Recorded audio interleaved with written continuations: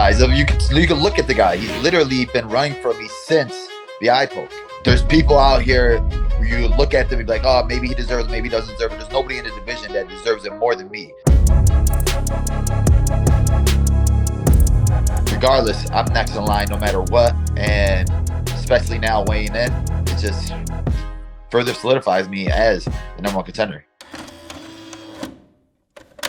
I think people would love to see Wonderboy get another title shot. If he beats Shavkat Rakhmonov, that will be an incredible feat. There are like always those opportunities for those vets sort of near the end of their career to be given that one last chance, especially if it's someone like Wonderboy who's been so consistent, I think, as a UFC man.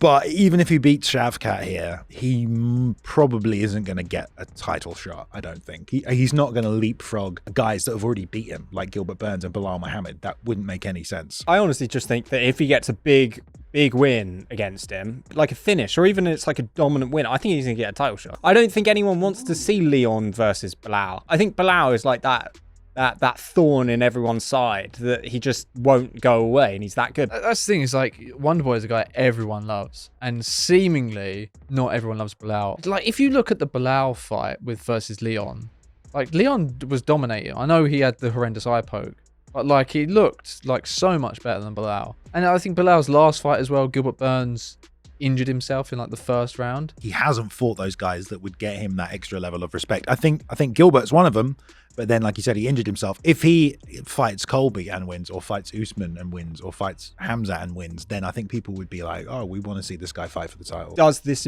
event completely cancel out Belal Muhammad? Does this event have a chance to just completely ruin everything that man has attempted to do and is still trying to do, which is achieve a fucking title shot? You've got pretty much all of the most exciting guys there fighting in one. So if you have a big showing from all of those guys, of course you're going to want to match those guys up. So what the fuck happens to Belal? If you have Leon or Colby win this on 296, and either one of them is really impressed by, let's say, an underdog out of nowhere win from Wonderboy, and they and both of post-fight they call each other out, that is the fight to make. If Belal somehow gets a title shot in there, everyone's going to be like, what the fuck? We had the most exciting goddamn weekend with the most exciting fights. We had finishes where welterweights came and proved themselves in that title picture, and Belal gets a title shot. Everyone's going to be pissed off. Who do you think Colby and Leon would be more likely to fight as a champion? Like if Shavkat wins and comes through, or if Wonderboy wins and comes through? Because Shavkat Rakhmonov is a really scary guy to take on. Yeah, either. I feel like they're more likely to fight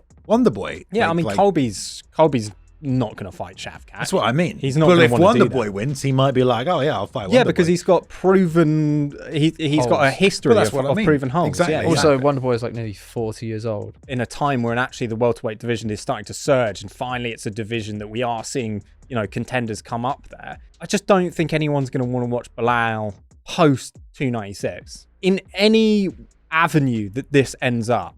I don't think he's the next contender. Yeah, it almost, you get to that point where you can keep winning and winning, and it's like, oh, this guy should get a title shot. But after a while, other people will start to build up win streaks, and then their hype can just overtake yours. It's kind of like, what does he do? Because he's at the point where in any other division, you can just wait for a title shot because I draw an audience, I've got a big win streak. I'm not going to risk my position because maybe after the next guy, it'll be my turn.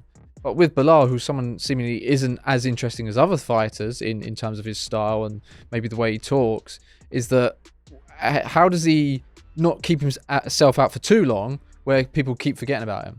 By you not fighting guys, they're going to want to see it less.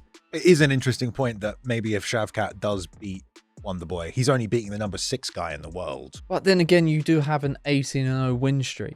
He's never lost and he's finished everyone. Maybe the UFC are looking at Shavkat as the guy that is going to just finally eliminate Belal from that ranking. So for instance, if he does beat Wonderboy, perhaps he goes on and he fights Belal and then he can get that win. Meanwhile, Leon, he's said that he's going to go and call out either Strickland or Duplessis. So if that happens, and we do have a champion versus champion fight at 300, whoever that equation ends up being, Belal's not going to get a fucking shot anyway. So the best thing to do there is like, let's give him the undefeated prospect who could clear this fucking guy out. Well, also on the reverse though, if Belal wanted to make a name for himself, fight the guy while Leon is away, fight the undefeated prospect who is destroying everyone, make a name for yourself, have an entertaining fight, put that guy away, and then you make a name for yourself. Because if you can do that to Shavkat, who's doing that to everyone else, it's like that's how you garner that. Well, then you traction. are undeniable. Yeah. If that is what ends up happening, then you are undeniable. You have to have that shot. But as it stands right now, I think actually Belal's a massive problem in that division, because the truth is he's just a really boring fighter who is just consistently winning. And the mad thing is, if Wonderboy does win as well, and Wonderboy gets the shot over Belal, it's like, how the fuck does that work out? Because Belal's just beaten Thompson. Yeah, but that's the thing, like though. we just said, it's happened before. It's happening right now at bantamweight. Like, he's kind of fighting like just like up and down guys. Yeah, but if you look at Colby Covington's record, apart from the last couple of fights, it doesn't look that much better. And the difference there is Belal's not been given that chance to fight inside the top 3. Because nobody wants to pay to watch him fight. And I do empathize with him. He's trying everything he can, but he just doesn't have those star-making moments that you want to see from surging contenders. And it's the same thing with Fitch as well. When Fitch was doing his thing, like, Dana White just fucking had enough, and he's like, do you know what? Like, fuck this guy. I know that he had his problems with the UFC anyways, and it was a good excuse for the UFC to be like, well, if he doesn't want to be here, then he doesn't want to be here, and he's gone. Those kind of decisions can't be made as brutally as they used to be made, because it is a sport. You want to be like, no, this is the place where the best guys are in the world. But honestly, at this point, I honestly think Belal would be fucking better off in the PFL, winning millions of dollars every fucking season. I think you got a good point there. You do have a good point. I mean, the other thing about Belal is as well, he's not beaten any former champions. And everyone else who's got a title shot kind of has those names on their resume. It's like one of those things. It's like, I think Dana makes it so aware that you have to self-promote. But also, like, the whole fucking Dana White Contender Series has been made on the fact that, like, guys like Brendan Loughnane didn't get a contract because they couldn't get a finish. Yeah. If Belal Muhammad went on the Contender Series and had the fights that he had on the Contender Series, I doubt he'd get a contract from Dana White. I really, really do. When you have a fucking show named after you, where you're giving contracts based upon people who either you like or had a good finish, Belal Muhammad wouldn't be one of those guys. Yeah, I mean, I think it's very clear that the UFC is not on meritocracy whatsoever. Yeah. It's like... And we like to pretend it does, but it doesn't. Can you draw us money? Yeah. It's like, can you... Like, we want you to be the biggest star, and that's great for you and your career and dreams, but really, we only want that because it does this for us. Because of the money, because of the eyes, because of the exposure it brings. I would like to see Belal Muhammad, you talk about him headlining an event of any kind. I think if he fought Shavkat and Shavkat beats Wonderboy and they make that fight, I would be interested in that fight. That is the only way this works out for him. I know we criticized him, but I think the best thing for Belal is Leon calling for that middleweight shot. They love doing champ fights, so you can see it happening. Leon beat Kamaru, so it gives him a bit of validation of being the next best guy. But then, like we've said, that opens up that window. Okay, well, we need fights in welterweight while Leon's gone.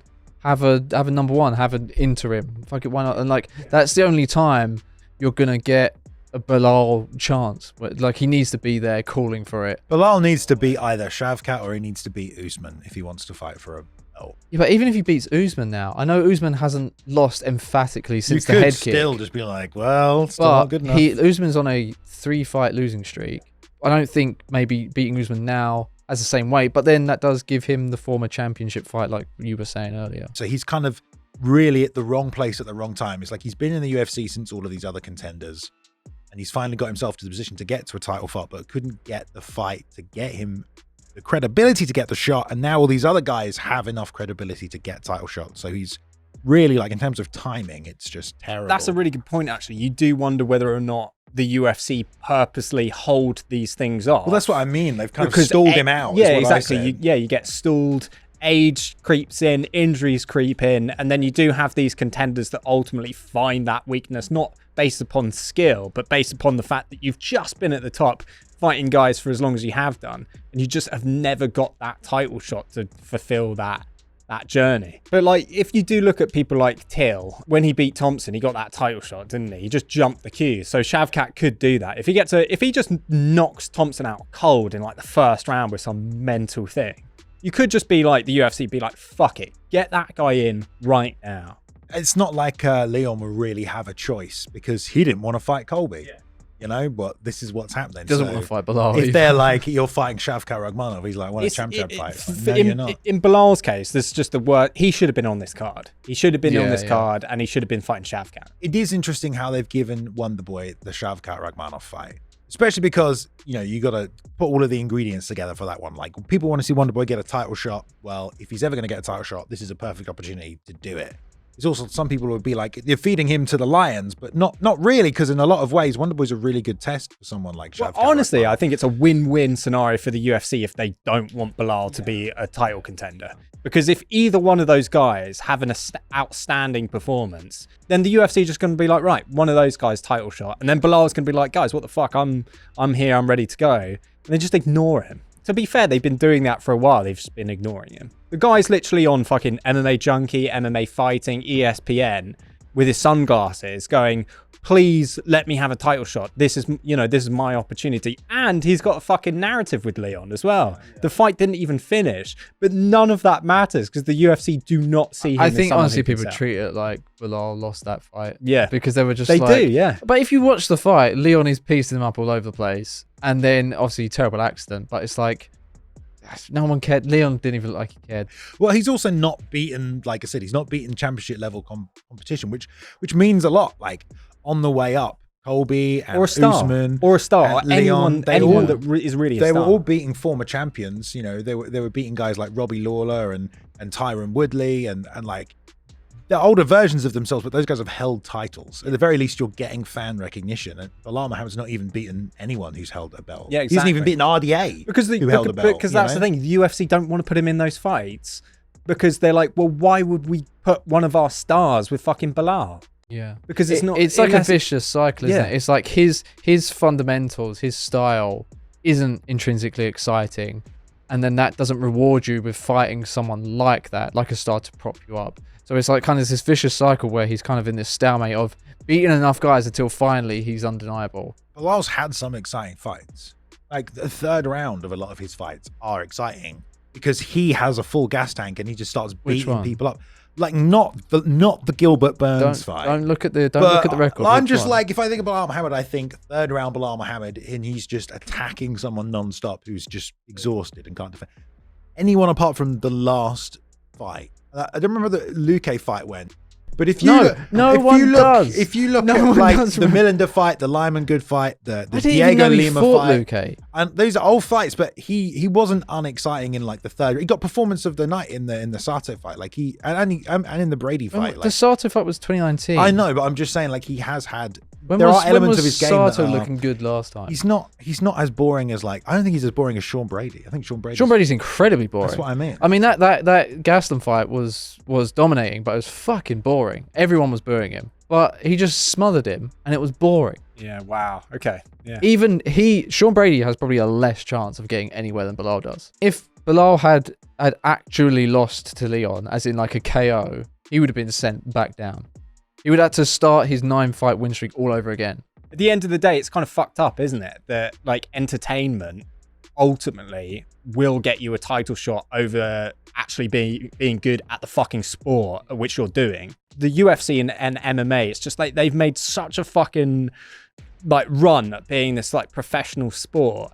And here it is in all its glory of like being entirely unprofessional because the guy who's deserved the spot isn't getting it. It's entirely entertainment. Whatever anyone wants to say about fighting and MMA, ultimately it's more about the entertainment than it is about the fucking sport of it. Yeah, but it's not irrational to think when you're building an organization like... It has to be, yeah. No, I'm saying like if you're going to grade people on merit based on their performances, so the best performing guys get title shots, it's way more impressive to perform and take risks and knock people out than it is to perform and play safe. But like in PFL, if you get a finish, do you get more points? Yeah, you do. Yeah. So basically, so it's not worth going to PFL because you won't be able to finish anyone. Yeah, exactly. Fucking Bilal's just never gonna get there, is he? Yeah. Are you still a channel member? I am, mate. 7.5 months now, I think. God, he must be purple belt. Purple belt. Next belt is brown at a year's time. All right. So you're actually leading the pack. I am. In regards to members. The highest. Out of the 250 members that we have, you are the highest ranked. Highest graded member this channel has. So what sage words do you have for everyone who's not a channel member? I would say, if you want to support us, it's the best way to do it because you can only pledge $2.99. Right, that's the lowest tier. That's what I am. I'm not saying I'm pledging loads. $2.99 will get you 2 pods every week. And they're like, this one's like 50 minutes. Also, when you get past 12 months, you get this really cool t-shirt as well. No, there's So no t-shirts. What? Why do we keep banging on about this?